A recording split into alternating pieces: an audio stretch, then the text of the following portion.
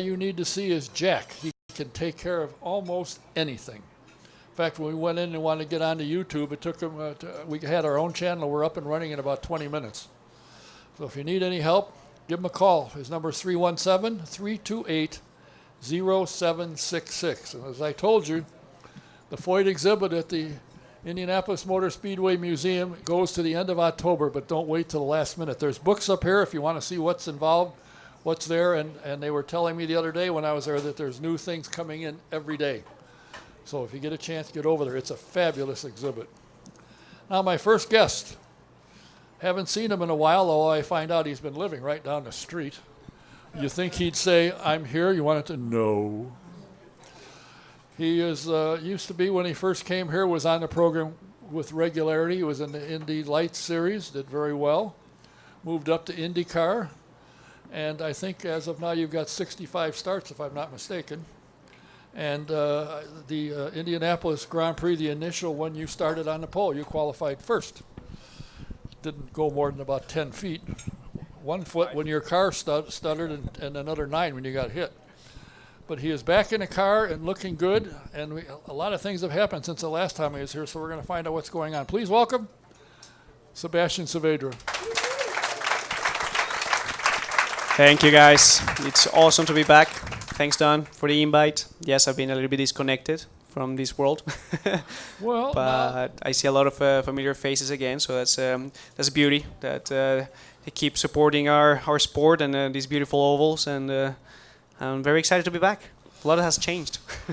I would say when you came here, you were a young stud, just bopping around. Now you're a married man. I'm a married man, Don. Wow. Yes, I fell.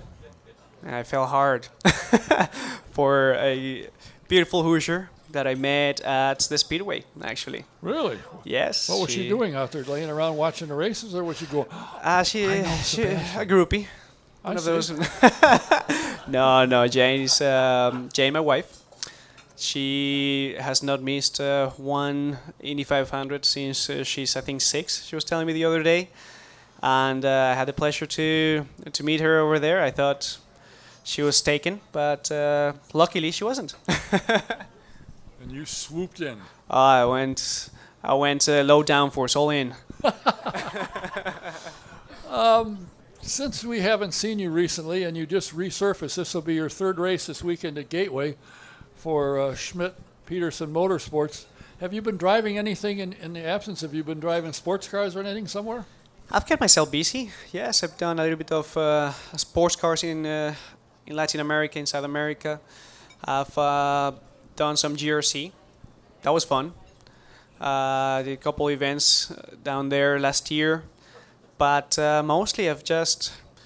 I needed a year off. Like in 2000, last year, I lost my father early in the year. And I wanted to kind of disconnect myself. I didn't have the mindset to kind of jump in, ride in a car. I respect my comrades too much to put them in risk.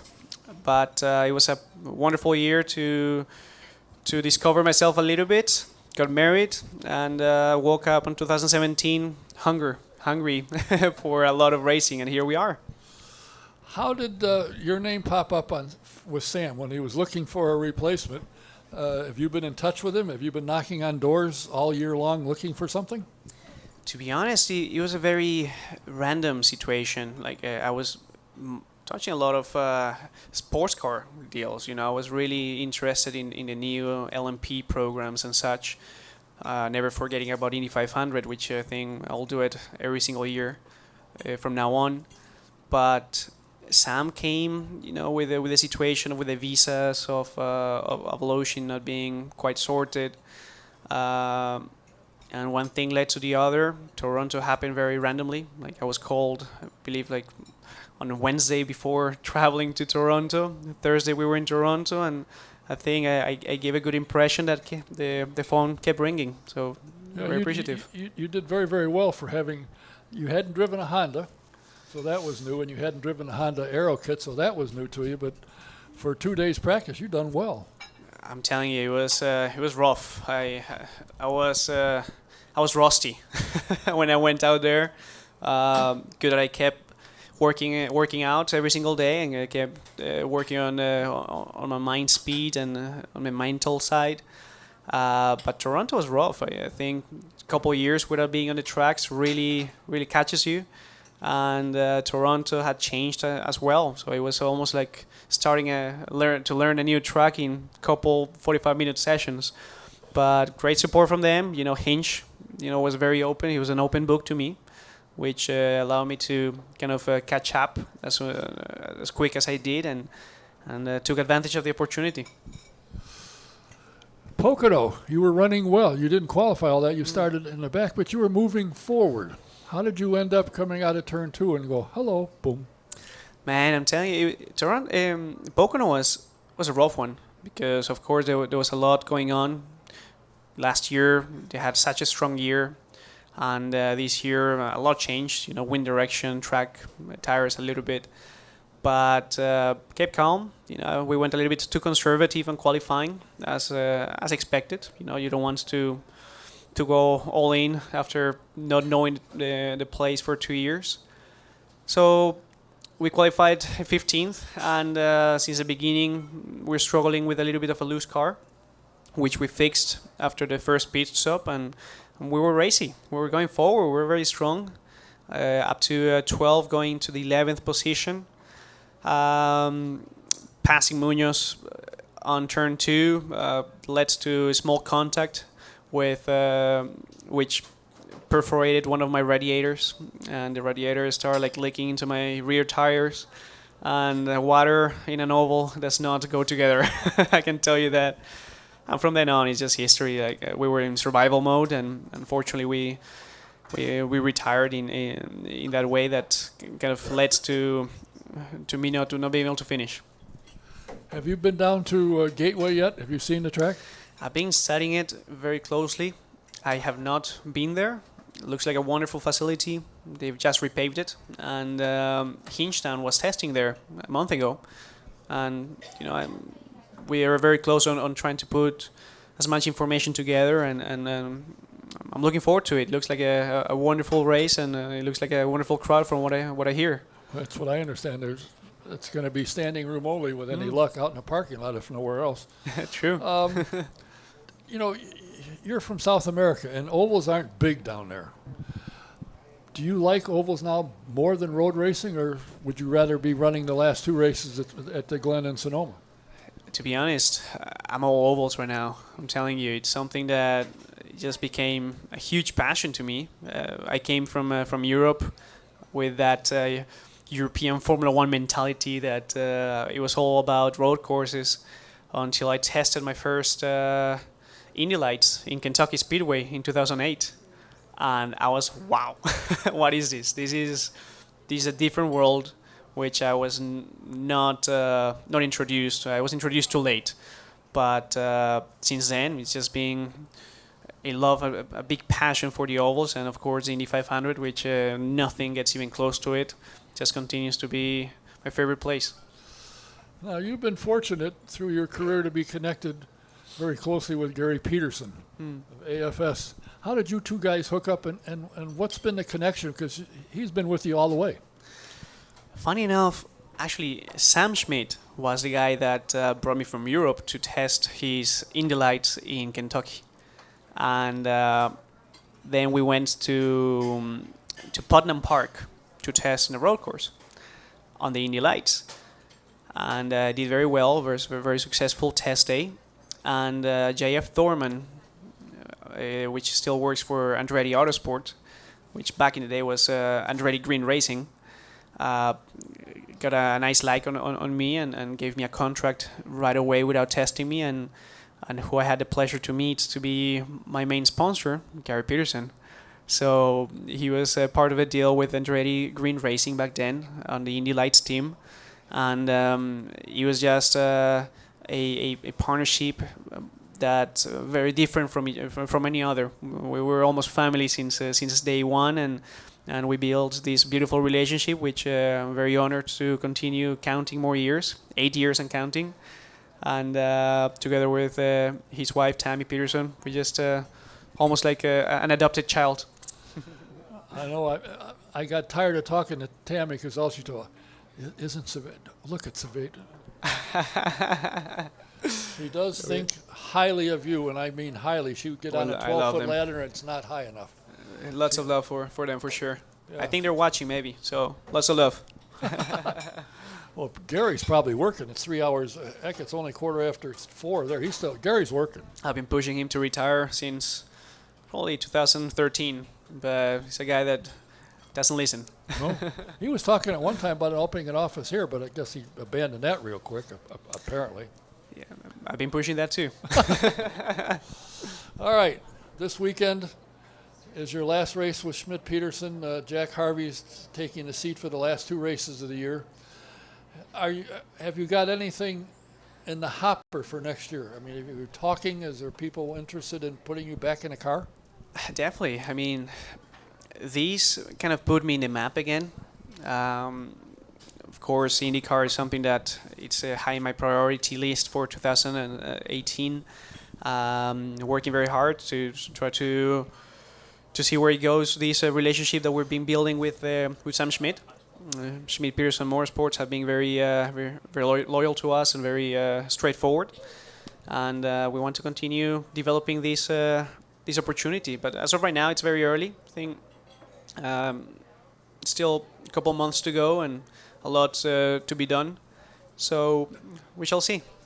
Is Gary with you now in those last 2 or 3 races, actually?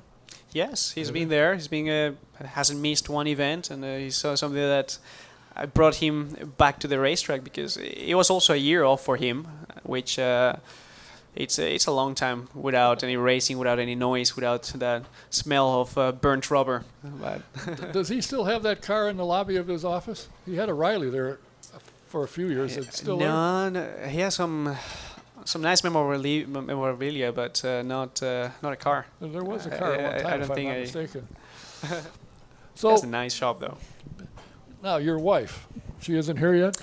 No, I think she got I lost. think she's taking. She said, "I don't need to listen to this nonsense." Does she like you strapping into a car? Not necessarily. I think she had a rule of thumb to never date a driver. She made me work for it. But it's been beautiful. 5-year relationship already. We just turned 1. We had our first anniversary a month ago, so that was cute. It was fun. Where did you take her? St. Elmo's. We went to Disney. Oh, really? I'm a romantic. We went to Disney World. It was after the Toronto race. Like, I was meant to go to Disney with her throughout that couple weeks, and then the opportunity came, and I was like, oh my god! Like, the first thing I thought, it was like not about the opportunity. It was like, what is my wife gonna say? But she gave me the green go. She was like, you gotta do this. I mean, you gotta go for it. And I was very blessed to have great support from her. And we jumped in straight into Toronto, and I flew from Toronto to Disney and met her down there. What a guy! What a guy! How much has your life changed now that you're married? Not at all. I mean, I think it's been very fun. It's been, I will say, I've had a lot of friends and family members saying all these very nasty things about marriage, and I haven't experienced it. I'm actually very blessed, knock on wood. But as of right now, it's been fun. We just kept it the same way. I think that was the priority. Nothing changes. It's just a ring in my eyes. Well, the last time Dan Weldon was here, he said, Don, I found something. Out real quick. I said, hey, what's that? I'm not in charge anymore. Susie's in charge. Yes. After everything else, I'm first. I said, well, good thinking. Good thinking. So, and I want to thank Veronica Knowlton, who's back here. Veronica, I want to thank you for making this happen. She can absolutely, and Dave, I know Dave. That's the guy that bugged you at the track. I bother her quite frequently, and she gets an email from me and says, now what the heck does he want? I'm always bothering her, but we're working on something for 2 weeks from now, so we'll see what happens. But, you know, is racing now what you thought it would be? I mean, when you get out on a track, and this is a very competitive series, and I think next year it's going to even be better. Mm-hmm. As good as the Pocono race was this weekend, I think the new cars and stuff, it's going to be better next year. I mean, it won't punch as big a hole in the air. You'll have to work your way around to pass people. I think it's going to be good. I agree. I think that everything that IndyCar is doing, and having a universal aero kit, it's going to introduce a better competition. It's going to introduce even better than it is right now. These last 5 years have been amazing. The level of competition that the series has gotten, and being able to see that everybody can win almost. And I think that next year is going to even continue going that direction. The aero kits have been quite interesting. I've had the chance to learn a little bit being with Schmidt Peterson, as they're the ones testing the Honda with Oriol Serbia. And talking to them, they're loving it. Montoya, a very good friend of mine, as well as Oriol, they have very high things to say about it, and just excited to see what another 20 cars around them will do. I think the interesting thing is there's some new teams coming in. Juncos is probably going to enter full season. I know Harding Racing is, I think Mike said he's 95% done for one car, and they're looking to run two. So you could end up with 23, 24 cars, which means there could be a seat for you. We shall see. I mean, there's good opportunities. There's been great conversations. At the end, it's not only racing for racing. I think the main mission is to be in a competitive seat that allows me to put out there my highest expectation. I think I've had the opportunity to work in multiple teams, amazing teams that have given me a great experience. But I just want to call a place home for a long time, and just being able to develop something more than 1 year.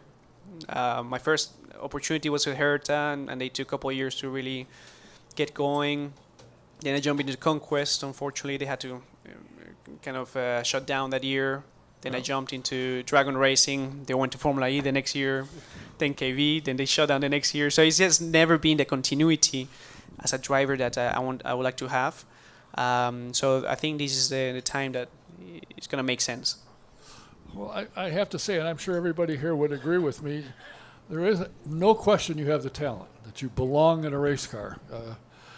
As surprised as a lot of people were when you won the pole for the Indianapolis Grand Prix, I wasn't all that particularly surprised, because you had a good piece of equipment and you do know how to drive a car. And I think, and the fans like it. You used to be in here, every couple of months back when you were When you used to invite me. Yeah. You see how things change? There's always two sides of the story.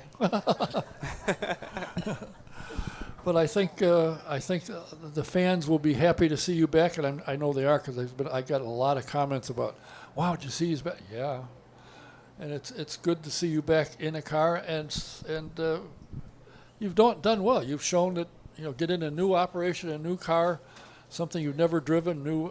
Is there a big difference between a Honda and a Chevy? If you drive a Chevy, then you go to a Honda team. Is there a big learning curve? Yes, there is. There is, and I was not expecting it. I knew there was going to be minor changes in my mind, but no, I had to reteach myself a lot of things, mostly electronic things, and a lot of feeling of the engine, even the blipping of the engine when you downshift, when you upshift, how the brakes. That's the other thing with the new brakes. I knew the old Brembos. And these new brakes, they require a very different approach, which, you go into Toronto where there's a wall every single time, so there's not a lot of wiggle room to learn. But, I've had a great organization. Schmidt Peterson organization has been backing me up and giving me the time to adapt to the equipment, and the whole engineering staff have been behind me, just giving me the information that I need to perform. So they've definitely made it a lot easier. Racing is fun. awesome. And I look at it from the outside. I watch somebody like yourself, and I get excited when I see things going well. And I think you're the kind of a young driver that this series needs, and the series is obviously competitive. I liken IndyCar. I think is probably the most competitive series in the world. And if you win a championship in that, you drive everything. If you're in Formula One, you drive street and road courses. Oh well, okay. I asked Michael Schumacher one day when he was here, I said, why don't you come here and run the 5? Oh, I have nothing to prove. Oh, yes, you do. Oh, yeah. Try it. But, of course, for $15 or $20 million a year, he didn't need me telling him what the hell to do, or more. Have you any urge to look at Formula One anymore, or is that? I think that's kind of left my idea. I'm very happy here. I've established myself in Indianapolis. I've been living here for 9 years now. Can't believe it. How time flies. And I have a mission. My mission is inside IndyCar, and maybe when I have a couple of rings on my hand, I might think of Europe again. But as of right now, it's not on the immediate plans for sure. Well, good. Now, is Sam starting a sports car team? I don't think so. I think it's something that I think it's going to take some time. They really have their focus on graduating from IndyCar, and they're really focused on doing that, putting the best equipment, putting the best drivers out there, and they have great partnerships that are putting the best to prove what they're capable of. Now, when he was interviewed before the start of the Pocono race, he had indicated there may be more than just 2 cars next year, that he's looking to expand. We shall see. I mean, who's calling me? Not me. I didn't call you. I didn't have your number. Yeah, we shall see. I mean, that'll be awesome to continue adding number to the series. I think it's such a successful field of drivers from every nationality, and if you see everybody within a second of each other, it's just something that you don't see anywhere in the world. So that's bringing a lot of interest from very young and very performance drivers. Having been a part of the Indy Light Series, although it's been a number of years ago, do you see that as a valuable tool for a young driver to work their way up to get to IndyCar? And the cars that they're building now are very similar to IndyCar, so you don't have to learn all how to drive a car again and what pedal and all that stuff. It's all being put into the car. You see that as a good stepping stone to move up? More than valuable, I see it as necessary. It's very necessary. I mean, Indy Lights, it's the series that graduated almost 80% of the field. And if you see the value that Indy Lights gave me, it's not only of a racer, but also values as a person. It built you from the inside out, and it made that connection with IndyCar a lot more approachable. Like when I jumped for the first time in Sonoma with Andretti Green back in 2009 in an IndyCar. It was hard, yeah. It was a lot of power, a lot of downforce and stuff. But I was able to have a successful test because of Indy Lights. If I would have not had that, it would not be nice, and I would have not been here. That opened a lot of doors. What got your attention from Colombia and in Europe to come here, and then start in the Indy Light Series? What got your attention to say, hey, this is where I need to be? Oval racing. Really? Yes. I mean, I was very successful in Europe, from Formula BMW to Formula 3 to testing the TM to jumping almost on a GP2, and that was it. There was jumping GP2 or going Indy Lights, and I knew those were the last 2 steps. I go GP2, be very successful and jump into Formula 1, or go Indy Lights, be very successful and jump into IndyCar. And the thing there was I just didn't know what to expect from an oval. I didn't know anything about it, and it was so intriguing to hear most of the European mentality that you gotta be crazy to jump in an oval. And I said, you know what, I'm crazy enough to try it. And I came here, and sure enough, I said, this is it. This is what I want to do. This is I want to learn, because I was not very good in the ovals when I jumped in on that test. And lucky enough, my first oval experience in Kansas, I won it. So that kind of he was passionate enough to I want more of these. It was interesting because I know I was there when you had the test and you got out of the car and said, wow. Yeah. Ooh. It's rather surprising the speed you get, and all of a sudden a corner's there, or during a race you're looking and you're running 180, 190 miles an hour. You look in the mirror, there's a guy right next to you, go, uh-oh. Yeah, and then having the spotter speak to you, and then having all these very interesting engineering things that happens on an oval car only. So I had to basically relearn the craft. I had to basically become a part of the engineering stuff. In Europe, everything was done for me. I just jumped in the car and did my job. Over here, you're not gonna be that spoiled. You gotta work, and I love it. I loved it to be able to give my feedback and be able to be part of feeling that car I helped develop, and we won together. Has your wife made it here yet? Nope. She got super lost, I think. No idea where she. It's probably her calling to tell you, listen, I got pulled over, I'm on my way. Probably. Well, hopefully she tries quicker than I do. Well, hopefully you might stick around in case she shows up so I'll say hello to her. Lovely. But you'll probably run out the door and get lost right away, won't you? I'll see you. Hey, invite me next time. You have my number. I do Give now. me a quick text. I called some guy in Slumville, Oklahoma or someplace. The number I had, I said, who? Never mind. Well, I'll tell you what, it's good to see you back.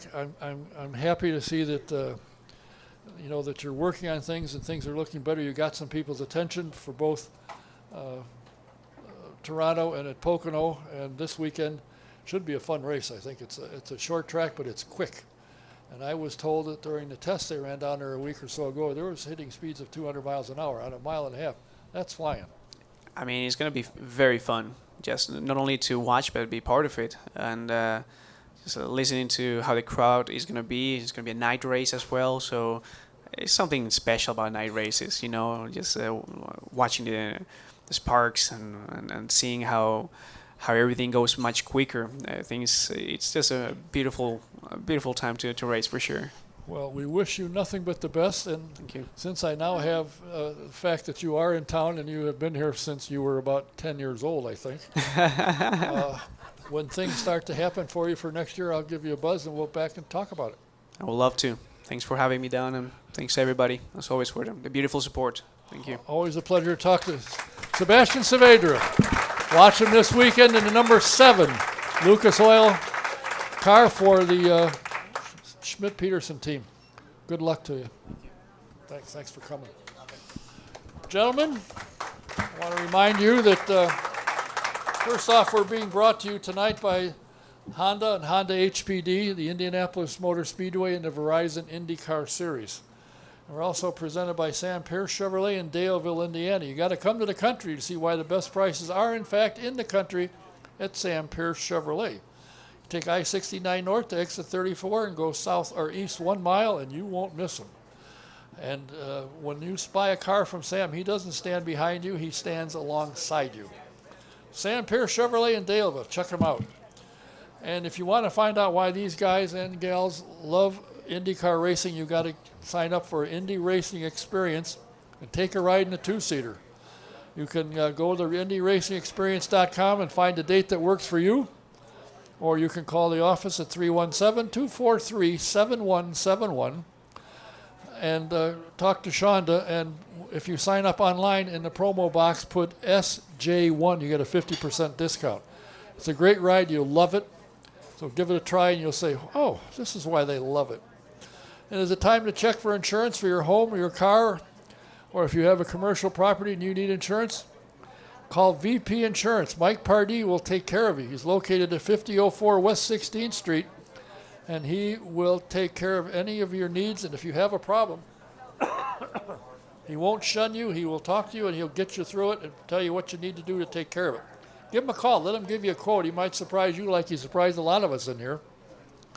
His office number is 317 248-0070. That's VP Insurance in Speedway, 317-248-0070. And if you're a vintage car fan, I highly recommend you go to svra.com and subscribe to the Vintage Racing Quarterly. It's a fabulous magazine. And since Tony has purchased the controlling interest of the Trans Am, they've got a Trans Am magazine that is second to none.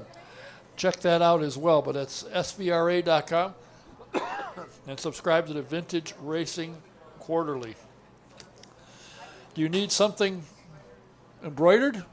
No matter what it is, no matter how you get it there, Stitches 2 can handle it. They're located on Gasoline Alley.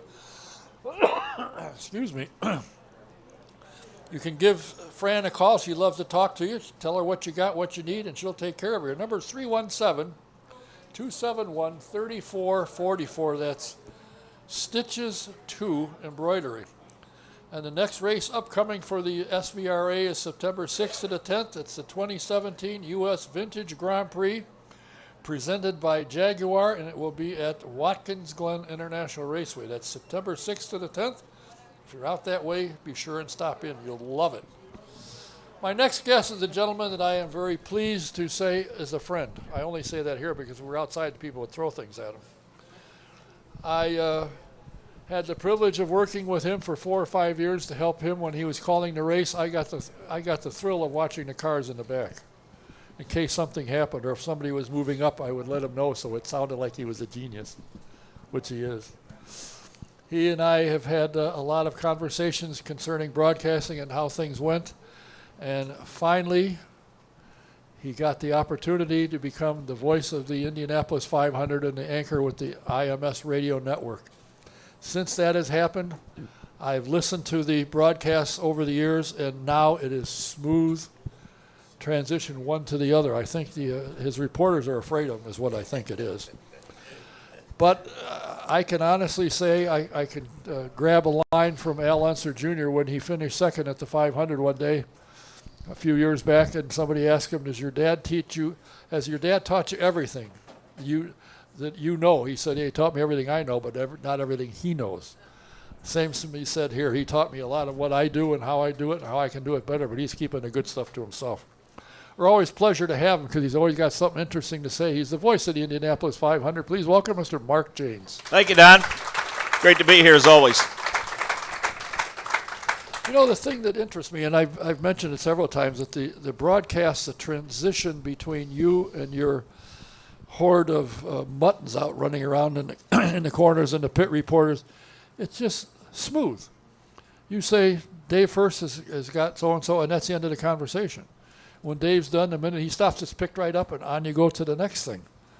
How long did it take you to get through, this is what we need to do to make the broadcast? Because as a result of, I think, the smoothness of the broadcast, the listenership has skyrocketed. Well, thank you. We have, the core group have been together for quite a while now. We've had, a couple of changes over the past 3 or 4 years in the anchor's position, but, Jake, and believe it or not, Nick is in his 7th or 8th season with us. Jake's in double digits now. Dave First has been with us probably off and on for the last 10 to 12 years. Michael Young's been around for a number of years now.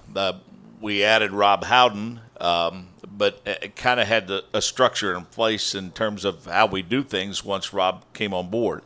We all had the opportunity to work together with me as the anchor of the Indy Lights shows before I took over as the anchor for the IndyCar series. And, I think we were able to hit the ground running in that regard. I've done several interviews where people have asked me, how much do you study, for instance, fuel strategy? Well, to be honest with you, I don't have to study it that much because very few people know more about it than Davey Hamilton. So I let him handle that. That's his job. That's why we have him there. In terms of what's going on out on the course in turn 1 at Pocono, I can't see that far. That's why Nick's there. So I let him do that. Same thing with turn 2 on the far side of the racetrack. Jake's there. We let him do that. And then all of our pit guys, do their homework, and they're there on pit road. So I don't want to steal any of their thunder, and fortunately, Wally has never decided to pay me by the word. So, having said that, more of them and less of me is a good thing, and luckily, they're a talented bunch, and we put all of our massive egos aside once the microphone goes on, and we're there strictly for the listeners, and it seems to work pretty well. Thank you. Well, I think that you have the best job in the world. Wally Levitt fumbled along for a lot of years. Now you're there. I see him bringing the king's chair up, setting it for you, getting everything set, and then as you're working, he comes in with the shrimp cocktails. Yeah, that's just like that. Yeah, especially at Mid-Ohio, as posh as the surroundings are at Mid-Ohio. Yeah, we feel blessed to be. Wally spent 3 days cleaning the booth out at Mid-Ohio, so we could even get our stuff in there. Not that we don't appreciate how rustic and beautiful Mid-Ohio is, but it's not quite like you paint it. Oh, really? It took IMS Radio Network a long time to find a job that Wally could handle. 3 days to clean a booth. Wow. Well, yeah, we one thing's for sure, and Donna's been around us. If you're thick-skinned, you're probably not going to last around us very long because we'll defend one another to anyone and everyone, but internally we're very, very hard on one another. I mean, it gets pretty brutal at times, but I think what my daughter described it as a smart-ass Hall of Fame, I think is what my daughter called it. But she said, it's amazing because once the mic goes on, all of that falls by the wayside, and you guys turn into the consummate professional. And then she was 18 at the time when she made that observation, so I was pretty proud of her for being able to dial in on that, brilliant, for sure. Yeah. Brilliant. Obviously, she takes after her Her mother. mother, yeah, her mother, for sure. The thing that's disturbed me a little bit is Dave First is the sports director for Channel 6 here in town. That disturbs you. Yeah, because he has to get an extra job, travel around to make an extra buck. Now, I'll tell you about Dave first, and I'm not his agent, and I'm not a shill for Dave, but I think you all have figured out, and if you haven't by now, I would suggest you reach for your remote. He doesn't just show up in the month of May, and for 3 or 4 days in late July. Dave is a motorsports fan, and he covers all forms of motorsports and all levels. Passionate and enthusiastic about it. He covers the Verizon IndyCar series each and every week, whether he's there or not. And he works as hard as anybody we have.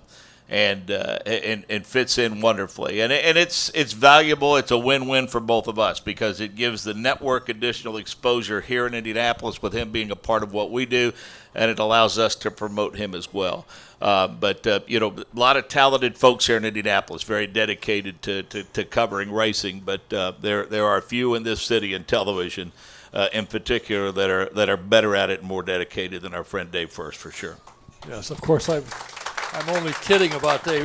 He is obviously good. And I also have to take my hat off, which I don't have on.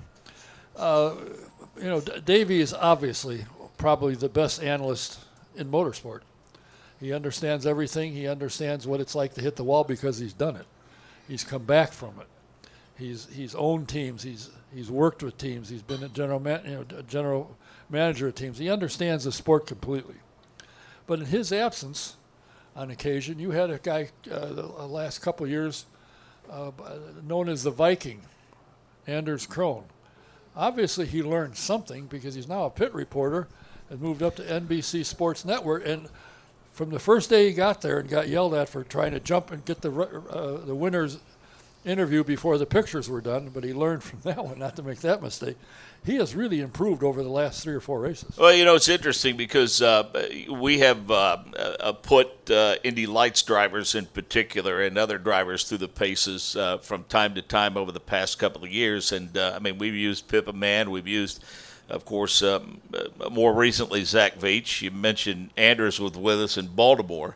And it was based upon his performance that weekend that made television sit up and take notice of Anders as someone that they would like to use on their Indy Lights telecast. As you suggest, he's now a pit reporter. And, I think we used Katie Hargett first at St. Petersburg. And, radio has always kind of been a training ground, or been a stepping stone. I'm one of the few crazies out there that understands that God blessed me with a face for radio.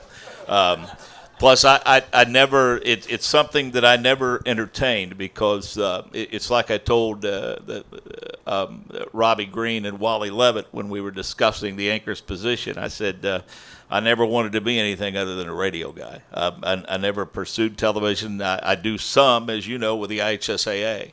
But I've always found it interesting because we've auditioned other drivers who will remain nameless, and they've not been nearly as adept at it.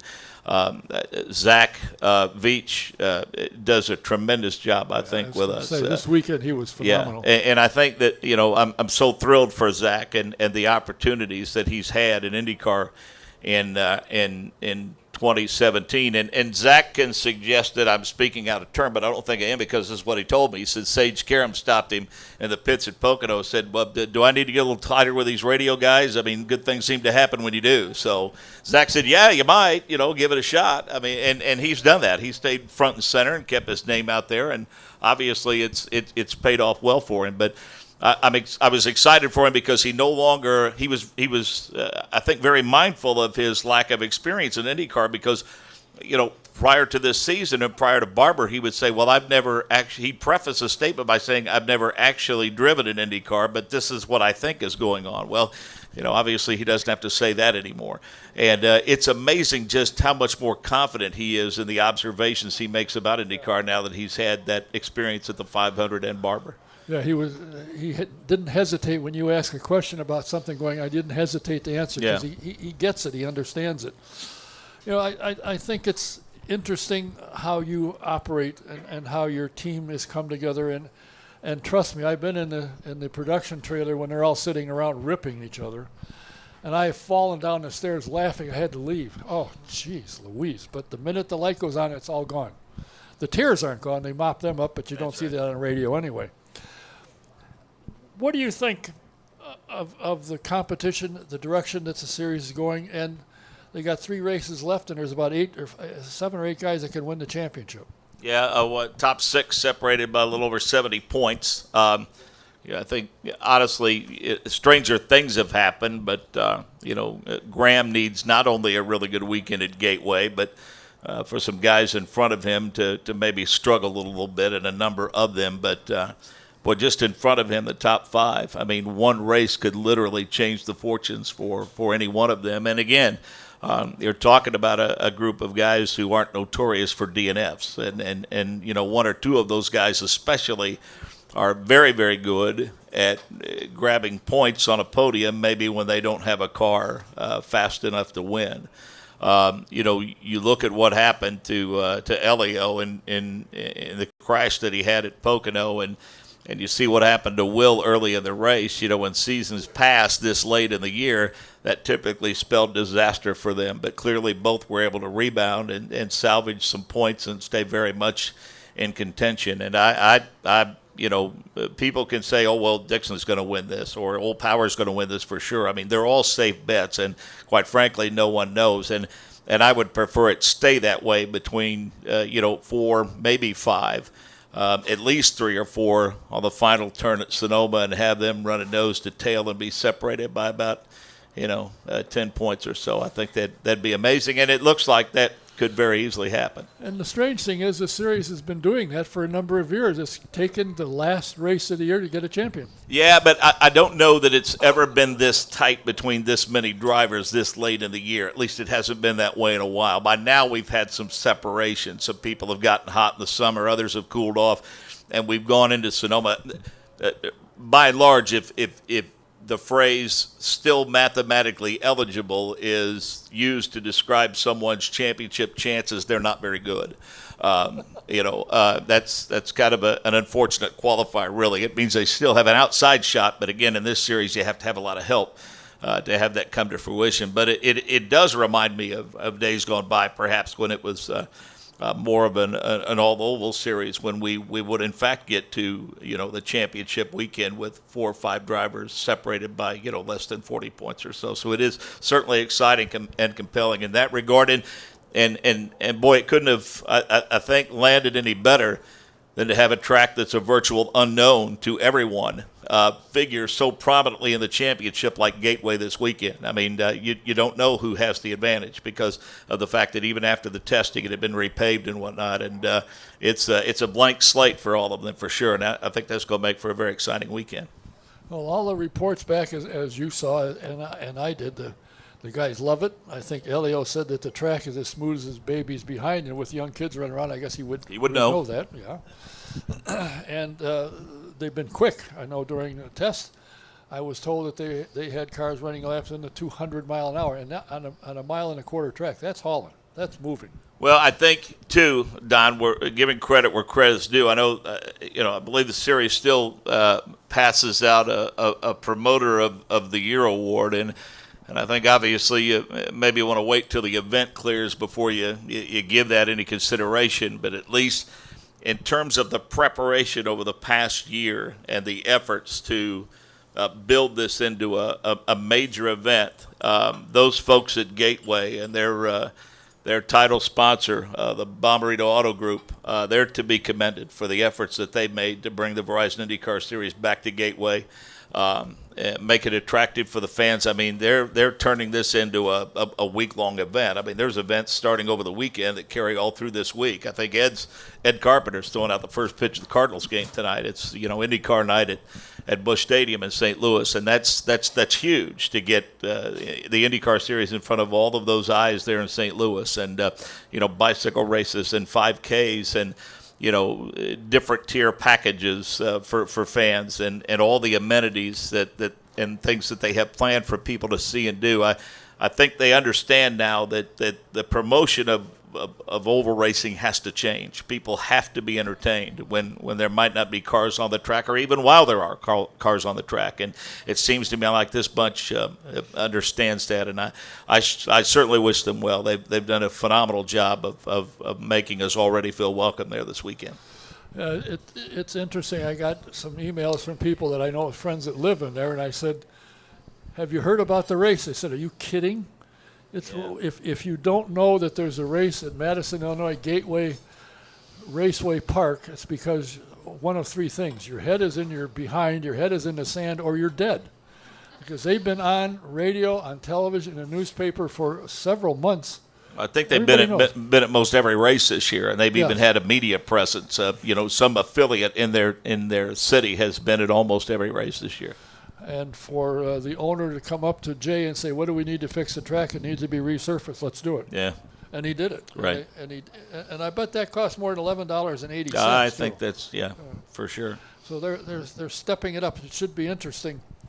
And then to finish the last two races, first at the Glen, which is a fabulous facility to race at, and double points in Sonoma. So a lot of things can happen in three races. Yeah, for sure. I mean, to be back at Watkins Glen is a thrill. It's a living museum. Nobody is happier about us being back there than my wife, who brought home 10 bottles of wine last year, which meant I had to go to Walmart on Monday morning and buy a carry-on suitcase with bubble wrap and bath towel so we could get it home. 'Cause she thought that Zach Veach and Gabby Chavez would drive it back, and I said, "You ask a race car driver to do anything, and they're going to forget about it 5 minutes after you ask them," and they did. So, but she's going with me again this year, so I don't know if we'll just take an empty suitcase and get it out of the way early or not. So, but no, it's for that thing to have come together as quickly as it did last year. And for the turnout to be what it was. And again, it's a tireless group of promoters, and they're doing everything they can to make it affordable. A lot of options for fans that want to go there. It's a beautiful part of the country, obviously. And then, there were people scratching their head a bit when Sonoma was named, as the season finale a couple of years ago. They, made several attempts at other venues. I must admit, I do remember the days fondly of wrapping up the season in Texas in the fall when we used to race there 2 times a year. But I think they've hit on something here, and I think the people at Sonoma and their group have worked very, very hard to make this a quality event. I mean, it continues to build. We see more and more people every year and more excitement surrounding it, more and more advanced work. And I think the teams are happy to be there. It's good for their corporate partners, and the last few years has been a very exciting way to wrap up the season for sure. Well, I have to confess, I miss joining you when you were up in the stands. You and I'd sit there, and there wouldn't be anybody close enough we could hit them with anything. Sitting up, and you're calling the race, and I'm doing everything I can to create excitement. And the only problem with it was about 5 miles from where we started. Yeah, I mean, and that's that vantage point at the top of turn 7 where we had. I mean, we could see about 85% of the racetrack from up there, and of course the surroundings are just, absolutely beautiful. I mean, every day you arrive at the racetrack, it's cloud cover and fog, and by 10:30, 11 o'clock in the morning, there's not a cloud in the sky, and it's just it's a beautiful venue, and I think with all the data that they have now, it's kind of closed the gap, and a lot of teams are very, very competitive there, and it always that turn 7 is the place to be, though, if you're calling a race or watching it for sure. No question. Yep. Why do you think I hung around with you? You always got the best seat in the house. I know that. Yeah. At Texas, we're on top of the condos. Fabulous place to be. Yeah, and since you stopped, we don't go back there anymore. Since you stopped going, we go out to turn 4 now at Texas. We don't put anybody on top of the condos because you got us thrown out of there. We're banned permanently from the condos in Texas thanks to you, Don. So, matter of fact, that's why we've changed most of our locations, Don. So. Trouble is, he's right. It's what is it about this sport? I mean, you have lived and breathed it. You are in a position now that I know you've wanted for some time. You worked hard to learn the spot, to learn how to do it. Your broadcasting days early on with other events and so forth, you learned how to be a quality, top-shelf broadcaster. And when you got the opportunity to step in the royal seat, as we say, I have noticed, as I'm sure a lot of people have, the transition has been phenomenal, and I'm told that the listenership is now getting very high. Yeah, we had over 100 stations last Sunday, and of course there's Sirius and XM as well. And that the Verizon mobile app, and the numbers. We were thrilled with the increase in audience of the 500, up over 5 million from the 100th. And of course, that's on shortwave radio around the world, and Canadian radio networks. That the numbers were unreported. So we think we benefit from a very good product as well. I think the interest in the IndyCar series continues to grow, and as I said before, most of us have either grown up here, been around this all of our lives, or have been here long enough to where we consider this home. And I think all of us are fans first. This is something that we would find a way to be involved in whether we were doing radio or not. But I think the fact that we approach it from a fan's perspective, you mentioned our driver analysts, we're mindful of the fact that not everyone might be a mechanic or an engineer. So when Zach or Davey references a damper every now and then, we'll ask them to explain exactly what that is, because people may not know. We don't want to leave anybody out of the conversation. And I believe, even the late John Royer, our longtime producer and one of our sound engineers and sound techs, said to me one time, Sid was always of the belief, and Paul told me this too, that you approach it from the standpoint of someone who knew nothing about it but would want to know everything about it. And that's what we attempt to do. We don't need to wow or impress people with our knowledge. We need to make them feel comfortable with what they're listening to, that they understand what they're listening to and enjoy it. And fortunately, all of us think that way, and I think that's why it works. Plus, as you and I have talked about a number of times, you get a broadcaster that doesn't know or understand racing, a fan will catch that right away. And all of your people know the sport, understand the sport, and nobody comes away saying, what was that? Because all your people understand and know it, and they broadcast it, and they tell you what they're doing or who they're talking to and what. So I think, you and your group of deplorables are doing a phenomenal job. Well, thank you. We're very, very lucky that we get the opportunity to do this. We had conversations after the race Sunday, and even after all of the time that we've spent together and all the things that we've done, including the 500, it was Jake Query who sent a text to Nick Yeoman and I and said, I know that we've all done good work and continue to do good work, he said, but I really think that those last 40 laps or so was the best that we've ever done together. And I can't argue that. And our pit guys, I mean, Michael Young and Dave First are there almost each and every week. But Jim Murphy, who was, with the old Kart Radio Network and has been with us on a couple of occasions, I mean, Jim does this 3 times a year when we're on the East Coast, essentially, Toronto and Watkins Glen and Pocono.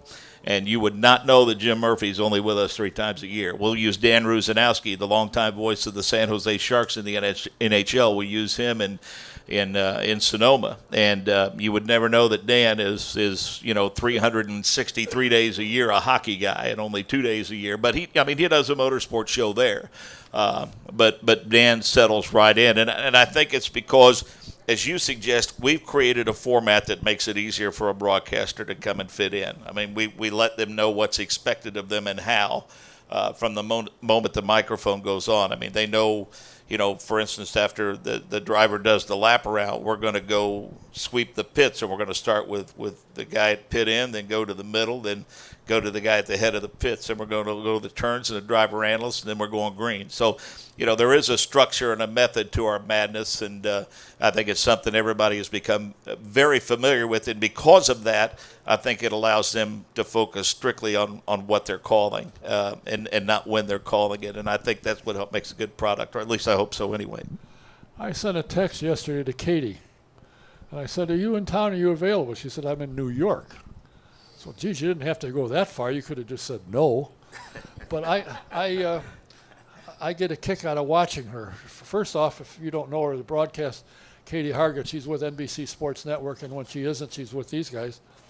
But she's a former 500 festival princess, and she's about 3'2" or something. And I find it interesting. She'll ask a question of somebody.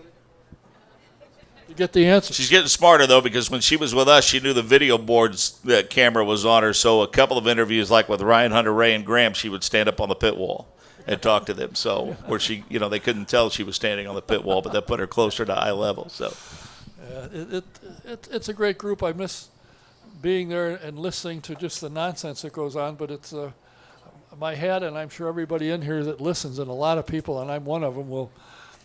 And nothing against Paul Tracy. I enjoy Paul. I think I like listening to him when something goes on. He said, "Well, I've done that. It's just racing," and to some degree, apparently, Race Control has figured that out because they haven't been calling a lot of stuff of late. Maybe because it's not necessary. But if you run over your hose, they will call that. That's rather obvious. But I think overall the series is running smoothly. The racing is getting better. The attention that it's getting is getting better. And the coverage it's getting, so I think, and in my mind, you and your people add to that, because I know a lot of people say I turn the volume down on the television and I listen to Mark and his gang. We don't mind that. I'm glad to hear that I don't feel guilty about that. No, you shouldn't. Okay, I don't. I think that's the preferred method for watching a Verizon IndyCar Series event. I think so as well. Yeah. Well, I know this weekend's going to be a lot of fun. I will be listening. For those of you who aren't aware, if you're in the office and nobody's paying attention, you go to racecontrol.indycar.com, click on it, and if there's practice going on, you'll see it. If there's qualifying going on, it's usually there unless NBC Sports Network televises it live, but the audio is there. And it's you don't have to miss anything. You can see all the action going on before the race, although this is another 2-day weekend. Friday with a Saturday night race, and I thought that worked out well in Pocono. 2-day was good there.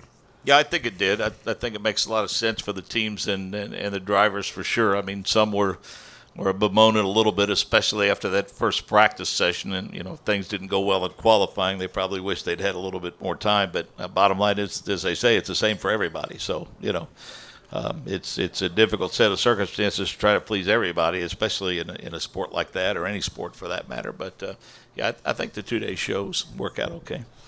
Well, I thank you for taking the time to come here. I know I speak for everybody here. They enjoy listening to you and your gang. You do a phenomenal job, and it's fun to listen to. There's none of the hemming and hawing. It's just smooth, boom, boom, boom, and on it goes. And looking forward to this weekend. It should be a lot of fun. Well, Don, I'm certainly happy that you're as close to 100%, I think, as one could expect to be, and I'm glad you came through your surgery and everything okay. And I think it's important that happened because of what you do for the sport with the show. So you got to be around here a while. I hope so, but there's about 16 people who said, he's full of buoy. It's time for him to go. Well, they're family, so. I know. Yeah, so they know you better than anyone. So. Yeah. I thank you for your time, and I congratulate you and your entire broadcast team for putting on a phenomenal event. You don't miss anything by listening to you. You do a great job, and I'm proud to say I know Mark Jaynes. Well, he's not real happy about it, but I know Mark Jaynes. That's a small fraternity, Don, but welcome to it nonetheless. I appreciate that. Thanks again for being here. Good luck this weekend, and we'll be listening to you for the rest of the year. All right, my friend. Be well. Thank you. Thanks, everybody. Appreciate it. The voice of the Indianapolis 500, the anchor for the Verizon IndyCar Series, Mr. Mark Jaynes. Next week, I am working diligently on, in case nobody has heard, next weekend we start the NHRA U.S. Nationals. And we're working on trying to get some folk in here. I understand that there's a lot of things going on, including tonight. There's something going on in Brownsburg. So hopefully we can pull a couple of them in and join us. If not, we'll have somebody. So I want to thank everybody for watching, everybody for listening. I see his Sebastian's wife didn't show up, and he went out the door, so we won't get to see her. I want to thank him for coming. I want to thank Mark. I want to thank all of you for watching and listening. Until next week, I'm Don Kay saying thanks for being here. Thanks for being around. We'll see you next week. Good night.